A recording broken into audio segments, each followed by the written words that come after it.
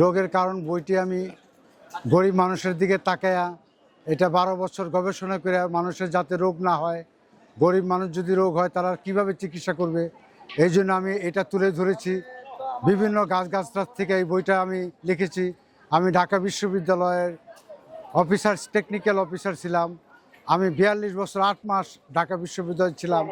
আমি 12 বছর গবেষণা করে এই বইটা লিখছি, যাতে গরিব মানুষে কিনা এই বইটা এইভাবে চলতে পারে। যদি চইলা মানতে পারে তাহলে তাদের অসুখ হবে না, তারা অসুখ থেকে বিরত থাকবে। আমার নাম মির্জা জুলফিকার আলী। আমি মান্দাইল থাকি, আমার দেশের বাড়ি সাভার। এই বলে আমার বক্তব্য শেষ করলাম। গাছগাছরা দিয়ে আমি গবেষণা করে রোগের কারণ এবং প্রতিকার, কিভাবে কেন রোগ হয় সেই কারণগুলো 32টা রোগের কারণ আবিষ্কার করছি এবং তার প্রতিকার।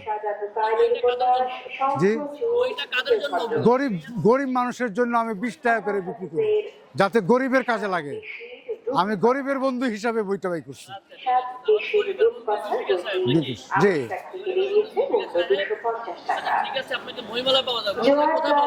এইখানেই পাওয়া যাবে আমাকে। জি, এখানে আমাকে পাওয়া সবসময়। এই তো 8টা পর্যন্ত থাকবো। হ্যাঁ, না স্টোর, আমি নিজে অলরাউন্ডার।